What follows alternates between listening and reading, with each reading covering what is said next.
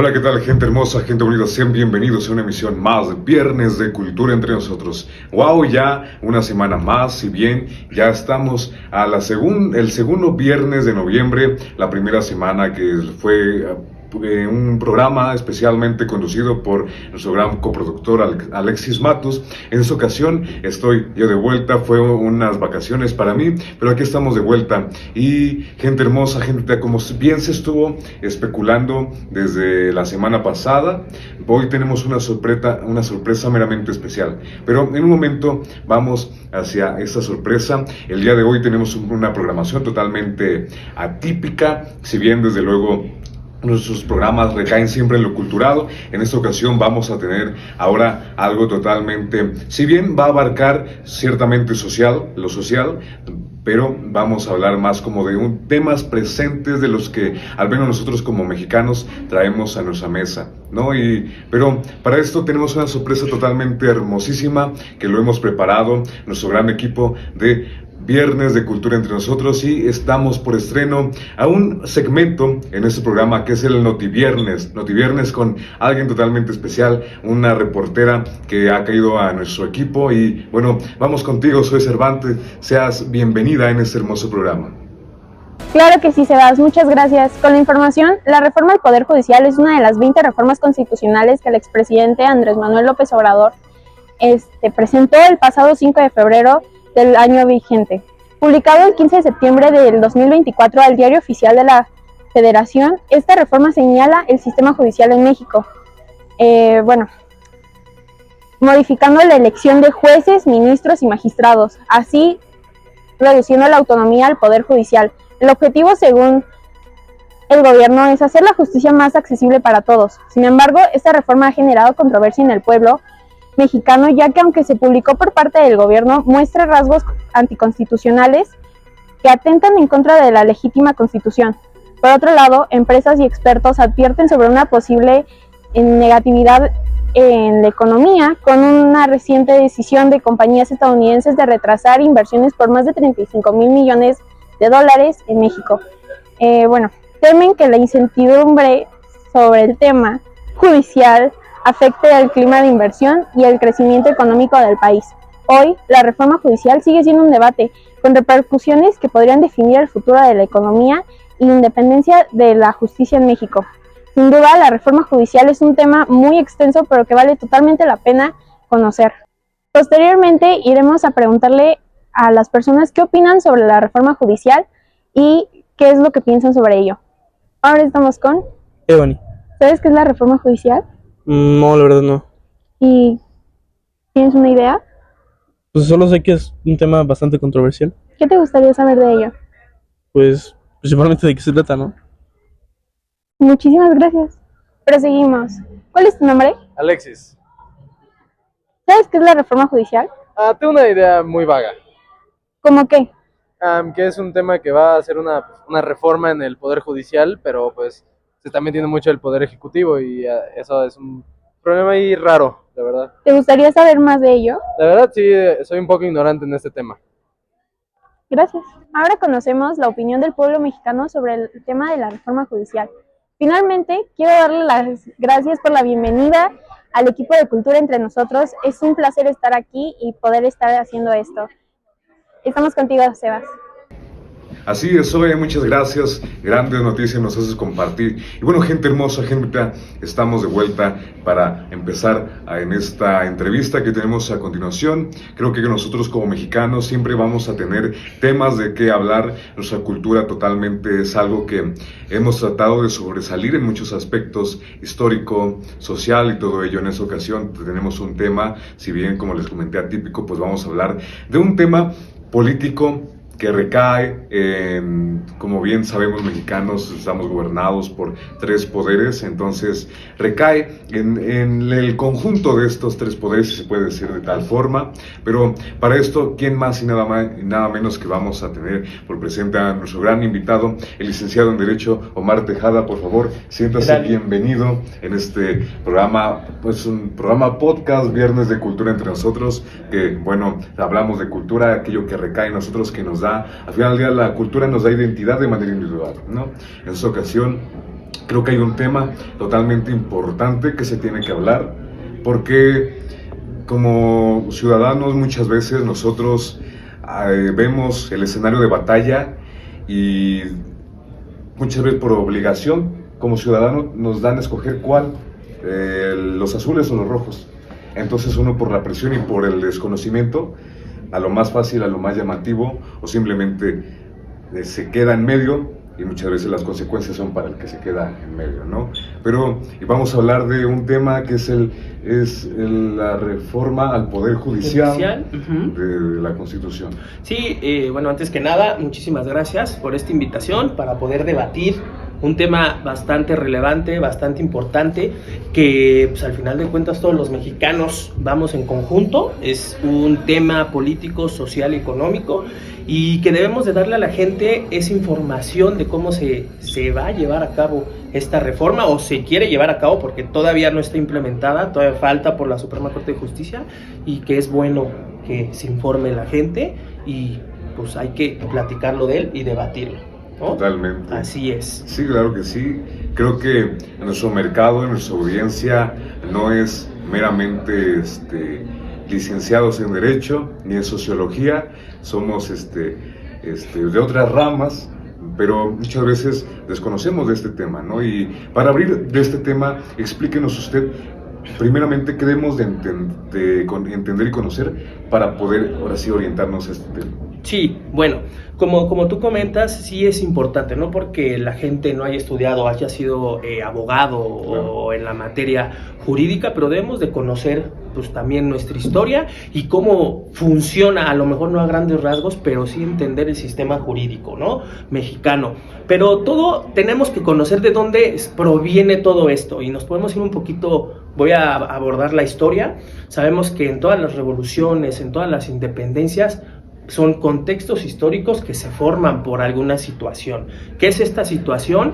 El absolutismo, ¿no? Claro. Que todo el poder caiga en una sola persona, o que controle la persona todo el ente social, político y jurídico. Podemos hablar de la Revolución Francesa, ¿no? La Revolución Francesa, que fue en 1789, que era un país donde todo caía en manos del poder y de ciertos grupos sociales de nivel, ¿no? Y al final de cuentas Francia era un país pobre, ¿no? El pueblo era pobre, entonces pues estaban inconformes, tenían enojo, ¿no? Finalmente se levantan en armas, se hace este contexto histórico, y llega una parte muy importante donde salen filósofos, los filósofos de la Ilustración, que ellos comentan. Uno de ellos es Montesquieu, que dice: no debe de caer en un solo poder, debe de haber equidad en los poderes, y ahí es donde se surgen los tres poderes que en la actualidad los tenemos, que es legislativo, ejecutivo, judicial, ¿no? Que esos tres poderes tenemos que entenderlos como sociedad, qué es lo que regulan, cómo se forman, qué organigrama tienen, para poder entender este contexto, ¿no? Entonces, sabemos que el poder ejecutivo pues lo controla el presidente, poder legislativo son las dos cámaras, recordemos que son 500 diputados y 128 senadores, y el poder judicial, que también es autónomo, que va desde la Suprema Corte de Justicia, tribunales colegiados, Tribunal Federal, tribunales colegiados, tribunales unitarios y jueces, ¿no? Perfecto. Entonces, para conocer esto debemos nosotros saber en qué contexto estamos, ¿no? Final de cuentas, ¿por qué están estos tres poderes? Porque los tres poderes deben de tener equilibrio, ¿sale? Para que no recaiga en un solo poder, para que no haya este absolutismo, para que haya autonomía, ¿no? Y además haya contrapeso en cuestiones que sean inconformes, ¿va? Entonces, entrando a este tema, el Poder Judicial o esta reforma judicial, yo hablo y digo que sí es necesaria, pero no es como tiene que ser, no es la implementación que se tiene que estar llevando. ¿Por qué?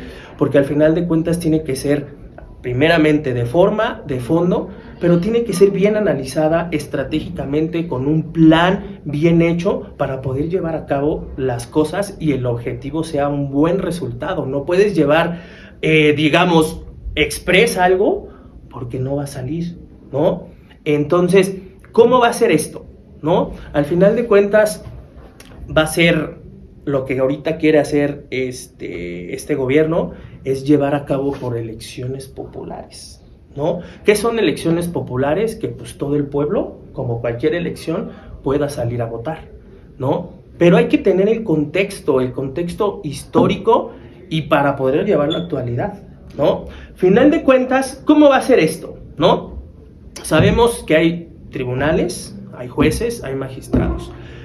Está el ente federal y está el ente local. Así como hay poderes ejecutivo, legislativo y judicial en el ente federal, también hay un contexto local, ¿no? En el ejecutivo vamos a decir que son los gobernantes, que son los gobernadores, ¿no? En el legislativo hay también Cámara de Diputados locales y también hay poder judicial estatal, ¿no? Para poder entender ese sistema. Entonces está el federal y está el local, ¿de acuerdo? ¿Qué pasa aquí? Mucha gente habla sobre, hay mucha corrupción, que no se hace el debido proceso justo, no hay ética jurídica, que los magistrados no hacen bien su trabajo. No digo que no haya corrupción, sí debe de haber en todos los niveles, pero yo siempre he dicho que hay que buscar el fondo, ¿no? ¿De dónde es el problema? Yo buscando y analizando, y también he trabajado en el Poder Judicial, estuve trabajando 1 año en el Poder Judicial y pude conocer los procesos. Pero ¿dónde son los procesos donde hay muchos detalles? Es en las fiscalías o en los MPs que tenemos, ¿no? A nivel local, a nivel estatal, que es donde se desprende una conducta. Desde ahí es donde se hacen las carpetas de investigaciones. Pero si la carpeta de investigación no viene bien armada y tiene detalles, si no lo presentaron en tiempo y forma, si la fecha viene incorrecta, si el nombre viene incorrecta, ya viene detallado esa carpeta de investigación, el cual desde ahí ya hay un problema, ¿no? De estructuración de la carpeta de investigación, llega a otra instancia ya cuando se judicializa y ahí es donde tenemos problemas. ¿Por qué? Porque llega un momento que el magistrado que está conociendo de este tema, ve la carpeta de investigación, dice, oye, ¿sabes qué? Pues es que viene mal armada, viene mal hecha, viene mal estructurada. Entonces, yo no puedo llevar un debido proceso de manera ética, de manera jurídica, porque al final de cuentas estoy violando los derechos que cada ser humano o cada persona tenemos. Recordamos que los derechos los tenemos desde nacimiento, ¿no? Entonces, si él lleva un proceso con una carpeta de investigación mal hecha, está violando los derechos y desde ahí estamos mal, ¿no? Sí, comenta justamente de que el proceso de todo llega, ¿no? Entonces, ¿qué pasa cuando no él llega al magistrado y dice está muy todo mal esto? ¿Qué pasa ahí? ¿Cuál es la solución? Ahí la solución pues, es que como ya viene desde la primera instancia mal hecho, llega ya hasta el magistrado te va a decir, oye, ¿sabes qué? Es que esto viene mal armado, esto viene mal hecho, tiene detalles. ¿Por qué? Porque no lo hicieron bien. No viene con la regulación jurídica que debe ser. ¿Cómo voy a llevar yo un proceso así? Al final de cuentas, ya no se lleva el proceso, se desecha. ¿Por qué? Si él lo lleva, él va a caer en responsabilidad por violar los derechos humanos. Entonces, ¿qué pasa? Pues absuelve a la persona. No va a poder condenarla. ¿Por qué? Porque al final de cuentas, todo lo que venía armado viene mal. Y si viene mal, le viola sus derechos. Y ahí el problema, ahí al magistrado se le mete la parte de derechos humanos, la CNDH y fincan responsabilidad, ¿no? Entonces sí es algo delicado, sí es algo que no se puede hacer express, tiene que ser bien estructurado. Y además algo sumamente importante, hay una narrativa o esta reforma judicial consta de 284 hojas el dictamen. Que si te metes tú a leerlas, son bastantes hojas. ¿Quién las va a leer?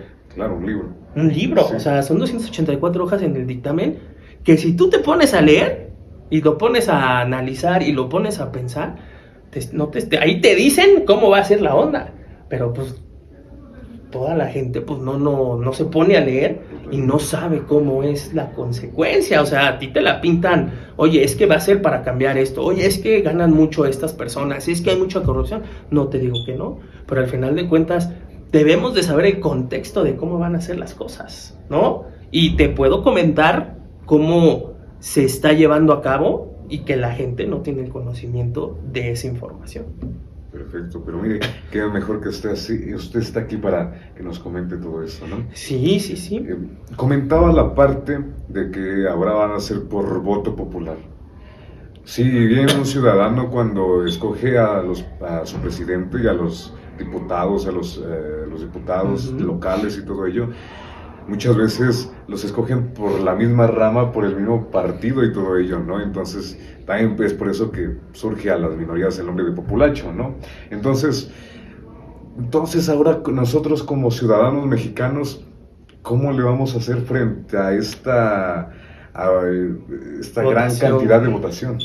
Mira, es lo que te decía ahorita en el dictamen, son 284 páginas, ¿no? Que yo me puse a leer para poder entender cómo va a ser esta parte, porque como te decía, si no entendemos o no tenemos la información correcta, pues vamos a votar así como pues siempre a veces pasa, ¿no? O sea, a veces hay muchas personas que ni conocen. Si en las elecciones ahorita que acaban de pasar presidenciales, para gobernadores, para diputados, pues hay mucha gente que no los conoce, ¿no? No saben su formación y son menos de ahorita. Ahorita, ¿cómo va a ser? Sale, primer punto, van a ser 4,000 personas las que van a salir en las boletas.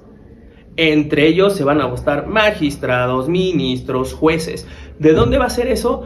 Del tribunal, ¿no? Va a ser todos los tribunales, van a ser los magistrados, van a ser los jueces, tribunal administrativo, tribunal fiscal, tribunal civil, tribunal administrativo. Imagínense cuántos son. Son 4,000 personas que van a votar. Y al final de cuentas, cuando tú llegas a la urna, te van a dar 25 libretas o papelitos para que tú puedas votar. Son 25. O sea, imagínate cuántos van a salir. ¿Sale? Son 25 boletas, y de esas 25 boletas tú tienes que votar por 600 personas. Entre magistrados, jueces, de todos los tribunales, porque hay muchos tribunales. Claro, o sea, sí. Podemos hablar del fiscal, del penal, del administrativo, del civil, de tecnología también, y también viene el tribunal de disciplina, que también se va a votar. Entonces, imagínate cuántas personas van a ser. Sí, claro, o sea, muchas veces no sabemos ni votar por un presidente. Por un presidente. ¿Cómo vamos a saber votar? Ajá, pero aquí el detalle es de que, ok, van a salir esas planillas, pero van a decir, es voto popular. Ok, sí es voto popular, vamos a salir a votar todos, adelante. Pero ¿tú quién crees que van a poner? A los aspirantes. A los amigos. A los amigos, a las personas, pues del mismo grupo, ¿no? Entonces, al final de cuentas, pues sí va a ser popular, pero pues ustedes van a elegir por ciertas personas que ya están específicas, ¿no? Que eso es algo que tú te quedas así, ¿no? Al final de cuentas, pues es certero, no certero. Pero yo te digo, a los cuantas, cuando ya señalaste a tantos magistrados, a tantos ministros, después ¿cómo va a ser el señalamiento? Ya cuando llevas 15, imagínate que te falten 545. Ya nada más la gente va a votar, porque al final de cuentas la gente no conoce, y no conocemos a todos los jueces, y no conocemos a todos los magistrados, y no conocemos también a todos los ministros. Entonces, sí es delicado, ¿no? Entonces, uno es, van a poner en las plantillas a las personas que ellos quieran, ¿no? Dos, se va a votar, va a ser literalmente como una tómbola, porque después de las personas 10, tú ya nada más vas a votar por a ver cómo cae, y no vamos a conocer esa parte, ¿no? Para impartir justicia debes de tener carrera judicial, es esencial. Número 2, yo te digo otra cuestión, algo muy interesante que es, imagínate, yo te lo pongo así, los jueces que van a ser electos, obviamente pues son de la planilla que ellos ponen, ¿no? No vamos a hablar de ese tema, pero imagínate, si los mismos ponen a esos aspirantes, ¿qué quiere decir? Que también van a controlar ese poder, ¿no? Pero finalmente, cuando un juez dé una resolución a favor de una persona o en contra del gobierno, ¿qué va a pasar?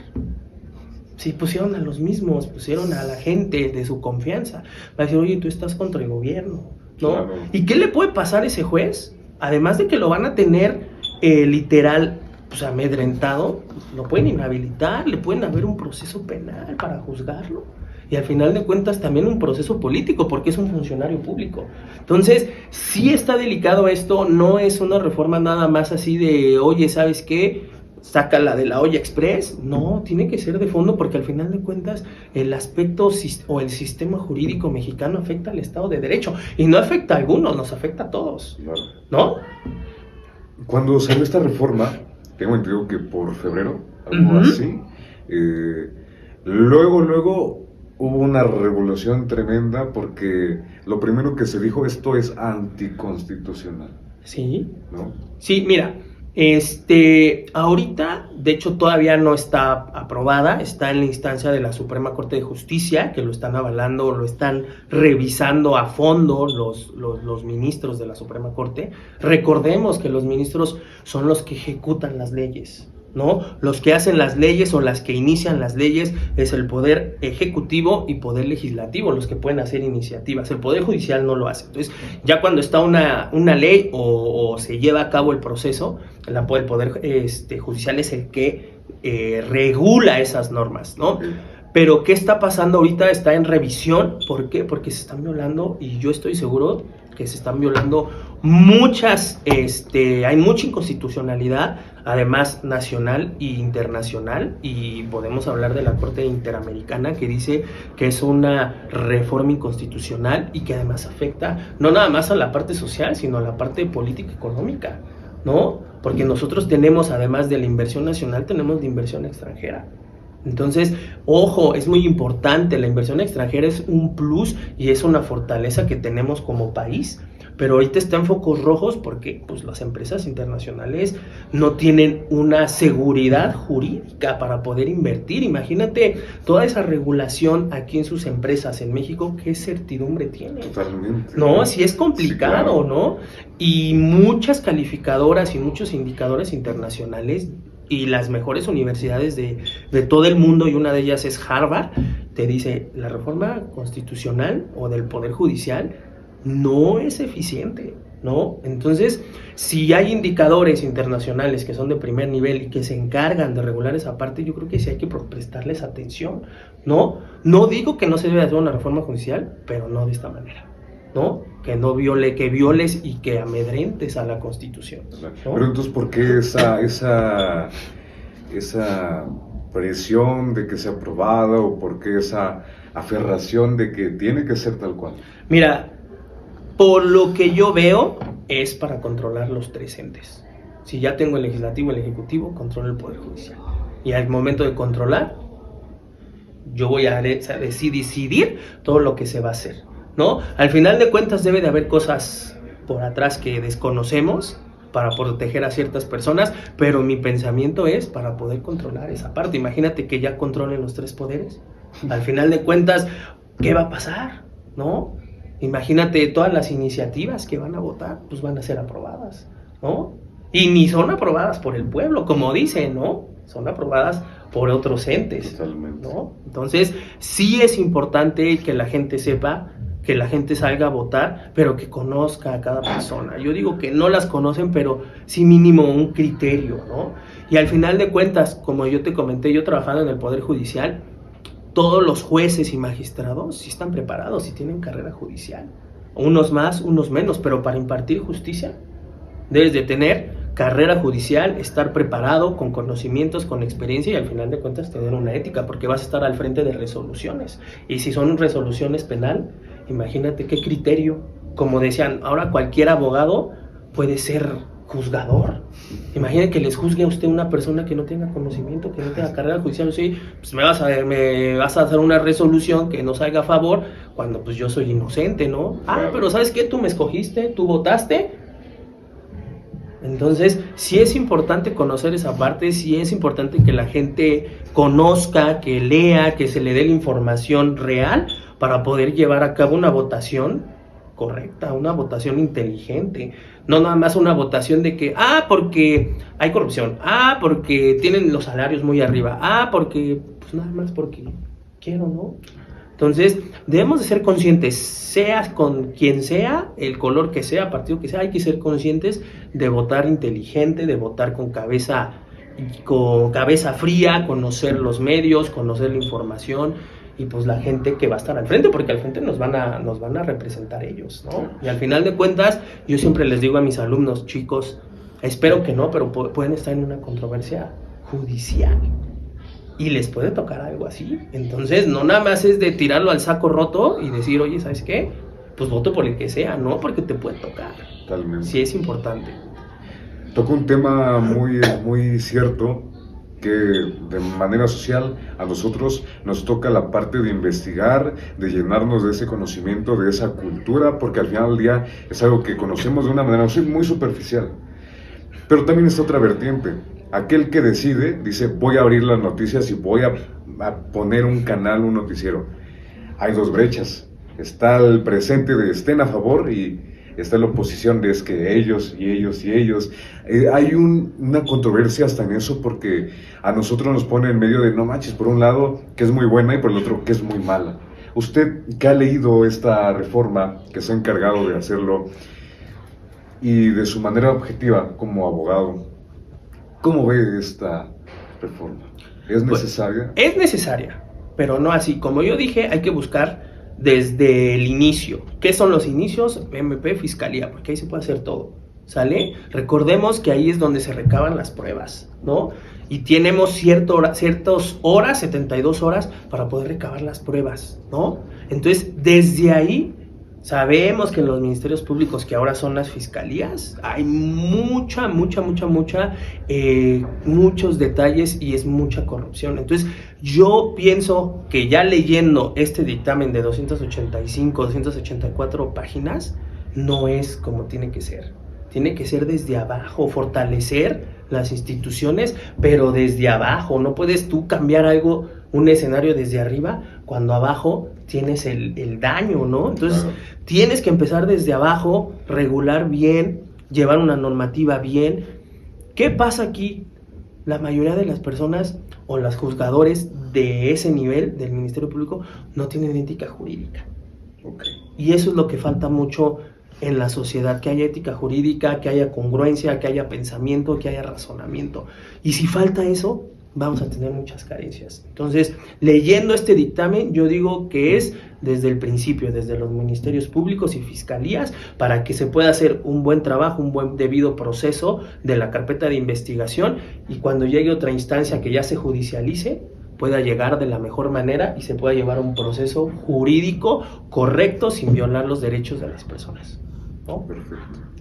Es por eso que comentaba hace rato, ¿no? De que llega un punto donde ciertamente está mal implementada porque viola cosas que no, afecta cosas secundarias, que es ya la economía al país, que como empresa se pone a pensar, pues, ¿para qué voy si hasta entre ellos mismos se echan bola? ¿No? Y también las personas que puedan votar a favor también van a ser perjudicadas, porque esto es para todos. O sea, al final de cuentas, no hay que verlo para unos cuantos, hay que verlo para un beneficio. Somos México, somos un estado de derecho, que al final de cuentas, pues todos somos afectados por algo que suceda. No digo que sea mala, pero hay que hacerla bien analizada, bien asentada, bien estratégica, analizada correctamente, con conocimiento para poder hacer algo. Tú sabes que si sale algo así al chas, va a repercutir. ¿Por qué? Porque no está bien hecha. Entonces, sí hay que analizarla correctamente y que la gente sepa, que es lo más importante, que se le dé la información correcta a la gente para que conozca de estos medios, ¿no? A lo mejor no lo va a conocer tanto, pero que sí tenga una idea mejor de cómo lleva este proceso, ¿no? De esta reforma. Claro. Pero al final del día, aquellos que estuvieron ahí en el gobierno, se tardaron 6 años, por así decirlo, en poder crearla. No, esta reforma ya llevaba bastante tiempo, ya la querían haber implementado, pero ahorita pues se las habían desechado, no se las habían aprobado. ¿Por qué? Porque sabemos que hay instancias, sabemos que si un presidente hace una iniciativa, sabemos que también pasa a la Cámara de Diputados y Senadores, porque ellos también legislan, ellos la votan. Acuérdense que hay mayorías y oposición, entonces se vota, y si no pasan esas dos cámaras, ya no se lleva a cabo, se rechaza hasta después que se puede volver a presentar la iniciativa. Perfecto. Como consecuencias en la repercusión social, partiendo de lo que usted comentaba, llega un punto donde los tres poderes están controlados, ¿no? Entonces, todo lo que salga ya no va a tener, o a lo mejor va a tener de cierta manera defensa por parte de alguna oposición, pero ya no va a ser detenida. Exactamente, mira, aquí podemos hablar de cualquier partido, ¿no? O sea, no nos tengamos a ninguno, puede ser cualquiera, ¿no? Pero así como lo estamos debatiendo, por eso son los tres poderes, o sea, porque imagínate tener el absolutismo en los tres, van a ser cuestiones de que, imagínate, quiero esta iniciativa, pues tienes la mayoría, ¿quién te va a decir que no? Al final de cuentas ya no hay otro ente que te haga contrapeso, al final de cuentas pues, tú tienes la mayoría en los tres, pues ¿quién te va a frenar? ¿No? Por eso es la creación de los tres poderes, que haya equilibrio, ¿no? ¿Para qué? Para que si se va a tomar una decisión, que se tome una decisión bien planteada, ¿no? Bien pensada, razonada y que funcione para el bien de México, porque al final de cuentas, si es para bien, nos va bien a todos. Claro. Si nos afecta, pues somos afectados todos, ¿no? Al final de cuentas, en lo político, en lo social, en lo económico y entre otras cosas, ¿no? Pero ese es el entendimiento que se le está dando ahorita. Totalmente. Creo que llega a un punto donde nosotros como mexicanos nos dicen, es que, como bien le comentaba, es que está muy mal o muy bueno. Mediáticamente se ha hecho un boom esto, ¿no? Y es una guerra de todos contra todos. Algo que de manera social a cada uno de nosotros nos repercute porque, como le comento, es algo que podemos ver de una forma superficial, es la brecha salarial, ¿no? Uh-huh. Es un tema ciertamente importante para aquellos que no estamos tan adentro de esto por la superficialidad, ¿no? Se debate y que según gana muchísimo dinero, ¿no? Que gana lo que no tiene que ganar, todo eso. Pero ¿usted cómo ve esa brecha salarial?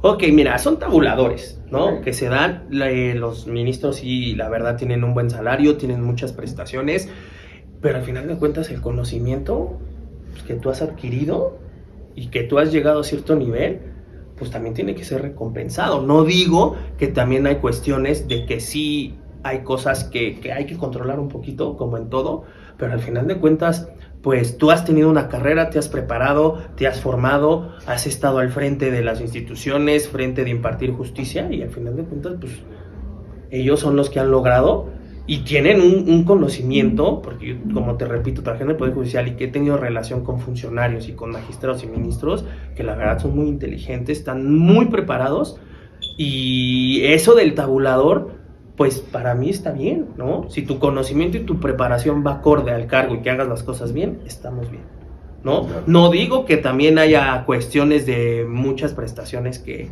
a lo mejor, pues sí se pueden como ajustar un poquito, pero pues finalmente, pues tu preparación te va a llevar a tener cargos donde pues el salario a lo mejor sí es alto, pero pues te has formado en eso para llegar a ese punto. Claro, y no solamente en esa rama, en todas las que podamos ver, ¿no? Ramas, o sea, por algo, o sea, alguien se sigue preparando para una mejor aspiración y una mejor condición económica y todo ello, ¿no? Exactamente, y como siempre he dicho, o sea, al final de cuentas, las instituciones es lo más importante. Las instituciones de cada país habla de tu nivel social, económico y político que tú tienes. Si tienes instituciones precarias, tienes mal. Podemos hablar de, como el país es en la 13ª, el número 13 de economía, pero no tenemos desarrollo. ¿De qué nos sirve eso?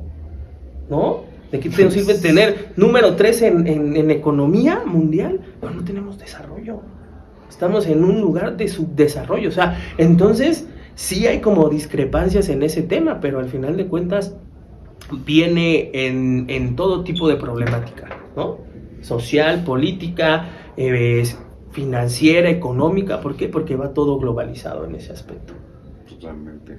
Comentaba usted que el problema arraigado viene desde abajo, desde los ministerios, desde los MP y todo ello. ¿Cómo podemos, y desde luego que un enfoque claro en la corrupción, pero cómo podemos lidiar con que desde aquí se pase por mejor filtro? Yo creo que debe de haber un órgano regulatorio y que esté revisando antes de pasar, de que se judicialice la carpeta de investigación, que haya una revisión, que haya un órgano revisor de estas, fiscalías, o lo que era el MP, que ahora son las fiscalías, un orden regulador que avale que la carpeta de investigación esté bien estructurada, que esté bien formada, para que esos detalles que había antes ya no se tengan y se lleve un debido proceso correcto en otra instancia, ya que se judicialice y ya no hay tema de que, ¿sabes qué? Te voy a juzgar de esta manera sin ningún problema de que se te violen tus derechos. Eso es muy importante. Sabemos que no se te pueden violar los derechos por ser persona, seas culpable o no seas culpable. Entonces, si viene más fortalecido, bien hecho, mejor revisado, observado, va a llegar a otra instancia y no va a haber ningún detalle, ¿no? Pero ¿qué pasa? No es fácil. No es fácil, es cambiar la mentalidad, la preparación, la formación y sobre todo tener una conciencia ética, porque al final de cuentas estás impartiendo justicia desde el nivel de abajo hasta el último nivel, y ya sea que puedes afectar en diferente índole o en diferente rama a las personas que están llevando ese juicio legal, y que pues al final de cuentas, como yo te puedo decir, tú afectas a una persona en lo penal y hay muchas personas que están en el reclusorio y que son inocentes. ¿Por Claro. qué? Porque ha habido procesos que no se llevan bien, ¿no? Entonces, sí es importante, sí es necesario la reforma, pero no así. ¿Ok? Ok. Y conectado a esto, ¿en cuánto tiempo cree que este problema llegue a ya se cerró, para bien o para mal? Mira, yo creo sí va a ser largo, porque al final de cuentas se tiene que revisar bastante a detalle. Mínimo por mínimo, yo creo nos vamos a llevar 6 meses. Mínimo, ¿no? Mínimo, porque va a haber otras controversias, van a salir ciertos detalles que al final de cuentas siempre va a quedar en discusión. Pero yo pienso que unos 6 meses para que esto se solucione. No sé qué instancias vaya a haber, pero yo sé que hay inconstitucionalidad y por eso se está revisando y hay contrapesos todavía, ¿no? Ok, perfecto. Entonces 6 meses. Yo creo un poco, bastante tiempo, ¿no? Sí, sí, sí. ¿Y qué pasa con lo demás, no? Por esto también ha habido muchos paros, ¿no? Dentro de organismos, dentro de todo, nos afecta de manera social, ¿no? O sea, pues aquellos que estén llevando casos, carpetas en MP, todo ello, no hay solución para eso, ¿no? Pues imagínate la parte, es que no nada más es, pues llevas el proceso, pero pues toda la parte del ente trabajador. Claro, sí. De las personas administrativas que trabajan en los juzgados, que trabajan en las salas, etc. No nada más es, voy a hacer este cambio, o sea, porque está el núcleo trabajador, el que lleva todos esos procesos. Y si ahorita están en paro y no hay un funcionamiento laboral, imagínate cuánto van a tardar todas las resoluciones o las carpetas de investigación que se formen. Ahorita con este detalle, pues que está todo en paro, imagínate, o sea, ahorita ya se detuvo. ¿Y cuánto llevamos?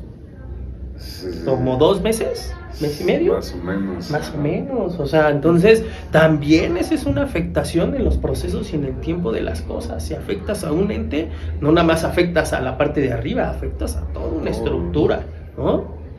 Realmente una repercusión masiva. Masiva. Una parte social masiva. Ahora, por otro lado, ya casi por cerrar, creo que en México, al menos en los últimos 6 años, ha habido un mito un poco, bueno, muchos lo llaman fantasioso, otros no, la comparativa con Venezuela, ¿no? Ahora hay muchas más personas que ya se abanderan más ese concepto porque ya va a empezar a controlar más los 3 poderes, pues, esta organización. ¿Cómo ve esa comparación de que México está pronto a Venezuela? Y digo, porque suena algo fantasioso, pues, tanto sí como no. Entonces, desde su perspectiva, ¿cómo lo ve? Mira, mi perspectiva, a lo mejor todavía no estamos como ellos, pero todo tiene un origen. Claro.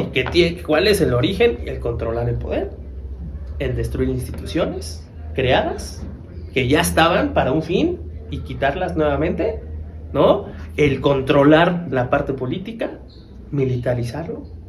Entonces, si nos ponemos a analizar esos contextos, o sea, dices, a lo mejor todavía no llego, pero todo tiene un origen y que está encaminado, pero la gente dice, no vamos a llegar. No, a lo mejor no llegamos, pero estamos en un proceso que si tú te dices, que si tú ya te pones a pensar, empiezan ciertos factores y ciertos indicadores. Claro, si lo proyectamos, exactamente, y muchos dicen, no, que no va a pasar, que no.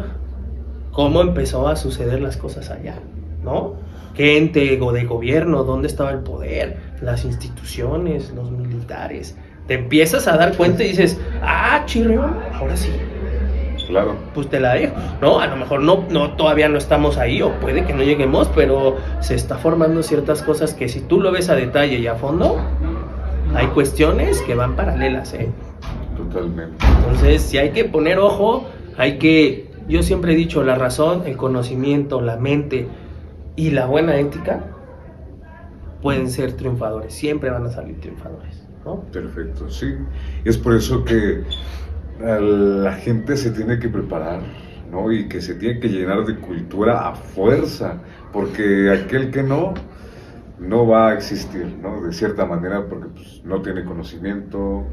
También, yo últimamente que está la parte de la tecnología, la inteligencia artificial, ¿no? Ya. Es todo un shock, y en cuestión de años, pocos años, ¿no? Hace un año, yo me acuerdo que estuve en una conferencia en la cual decía, bueno, yo un poco abriendo paréntesis del tema nuclear, decía, es que tienen que ponerse ya, porque en un año va a pasar todo muy revolucionario y va a ser, pasó un año de esa conferencia, volví a ir a la conferencia similar con el nuevo conferencista, y sí nos dijo, miren lo que está pasando ahora.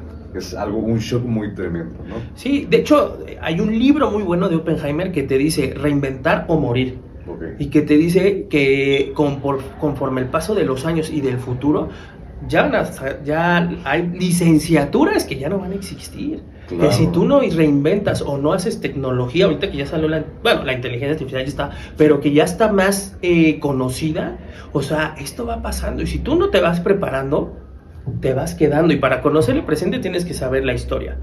Y yo siempre he dicho algo, los maestros son un punto clave e importante con los alumnos y en la educación. ¿Por qué? Porque de ahí viene todo.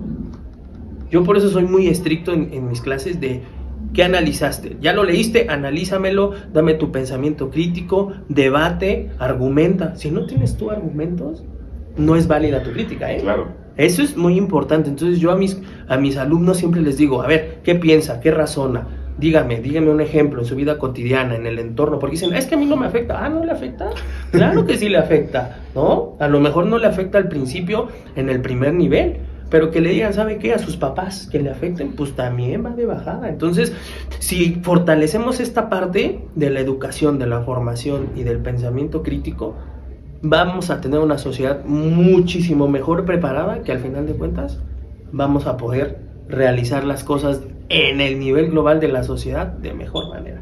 Claro, sí, una gran reflexión. Y bueno, ya vamos a pasar a la última pregunta, ya ¿Sí? La cuestión del tiempo. Fue un grato momento que estuvimos en la charla de la reforma.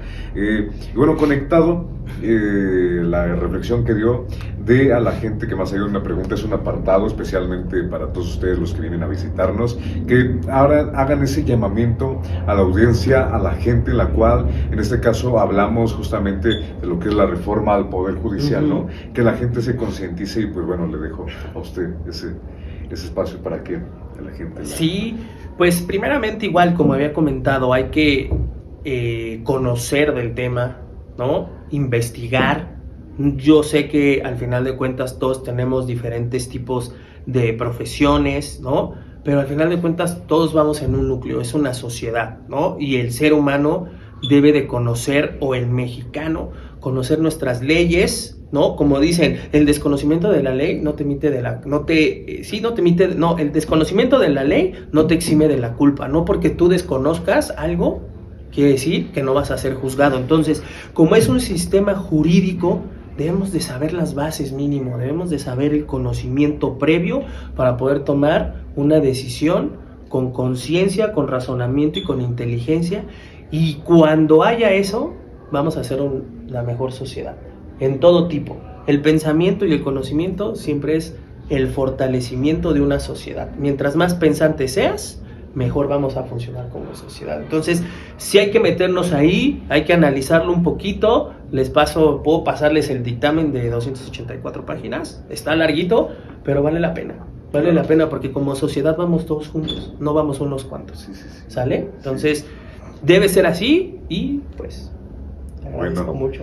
no, gracias a usted, la verdad fue una charla amena, fue una charla nutritiva, hay gente que desconoce de este tema, muchas veces tenemos una superficialidad en las cosas simplemente porque apoyamos, no sé, a un líder y el líder me dice, es que vota por esto porque yo te voy a traer el beneficio. Pero ¿qué pasa con detrás de la página, no? Detrás de la página vienen las letras chiquitas y dice, chin, ya no la leí. Chale, qué mal plan, ¿no? Y tristemente nos toca aprender cuando ya sucedieron las cosas. Exacto. Pero, gente hermosa, esto fue con el licenciado en Derecho Omar Tejada. Ajá. Gracias. No, gracias a ti. Que no sea la última vez que nos venga a visitar, que también nos venga a visitar más veces. Claro que sí, con muchísimo gusto. Las veces que tú me quieras invitar, yo estoy puesto para cualquier tema y de cualquier índole, no tengo ningún problema en venir. ¿No? Totalmente. Sí, muchas gracias. No, a ti, que estés muy bien. Gracias. Y bueno, gente hermosa, gente bonita, esto fue una emisión más de Viernes de Cultura entre nosotros con su gran amigo Sebastián Rosas. Y bueno, en esta ocasión tuvimos un programa totalmente especial, algo atípico porque es algo que se está hablando, es algo temporal que está hablando en nuestra sociedad como mexicanos. Tuvimos el acompañamiento con el gran licenciado Omar Tejada. Y ¿qué dicen, gente hermosa? Es algo para ponerse a pensar, para ponerse a reflexionar y a agarrar de la reflexión ese pensamiento crítico que como nosotros, todos los mexicanos debemos de tener. Y bueno, gente hermosa, también estrenamos, recuerden, si bien al principio del programa, el Viernes de Cultura entre nosotros. Vamos a tener también ya más contenido, no solamente aquí en YouTube, sino también vamos a estrenar los short videos, como lo es en TikTok o lo es en YouTube. Pero gente hermosa, gracias por estar en una emisión más y nos vemos hasta la próxima.